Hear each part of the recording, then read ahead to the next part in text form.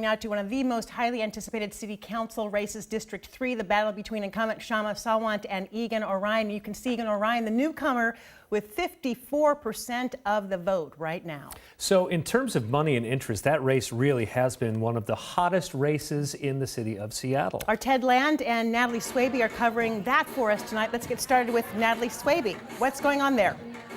Well, right now, you still have supporters who have been lingering in this room. Very quiet, though, as those numbers came in that you were just talking about. Sawant seeking a third term, trailing by 8 points, as you mentioned, by challenger Egan Orion, a first-time candidate. Now, she did spend about a half hour talking to people in this room. She told them that we're going to have to fight. Just listen to a little more of what she had to say. We have always had to fight hard. So we are going to have to continue to fight hard. We are going to have to make sure that every ballot of otherwise disenfranchised people gets to count. Are we ready to do that? Now, Sawant, the Socialist City Council member, she says she cannot be bought, but she criticized challenger Orion for the corporate cash that she says flowed into his campaign. She also told this room she's been in closed races before and she was able to win. She reminded them of that, and they asked for donations tonight, the campaign did, saying that they're going to need that kind of support as they continue to fight this race and also make sure every single ballot is counted accurately. Right now we want to turn to my colleague Ted Land, who has been following Orion's campaign tonight. Ted. Well, Natalie, Orion's party wrapped up about 20 minutes ago, but before that, he gave what really sounded like a victory speech there. He thanked the crowd for taking a chance on a political newcomer. He thanked his opponent, Sawant, for what he called a spirited race.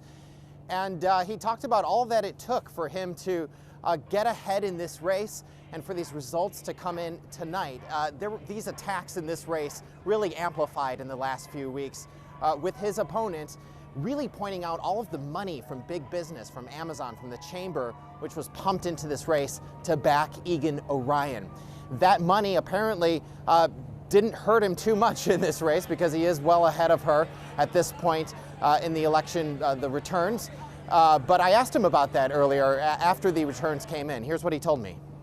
I'm concerned too. I don't want unlimited amounts of money coming into our local elections. And I said this publicly when Amazon dropped that $1 million in the last days before the ballots dropped, that I just felt like that was outsized for our little district races around the city. And because we're doing fine here in District 3, we had raised an unprecedented amount with our own campaign. And so we had all the tools to reach out to voters. I think that it became a distraction in the final days of the election.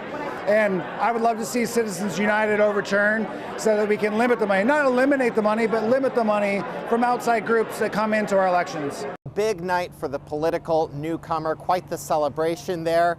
Again, he's saying this is likely a win, but as more returns come in the coming days, that lead could shrink. So this is one we'll be watching very closely. Live on Capitol Hill, Ted Land, King 5 News.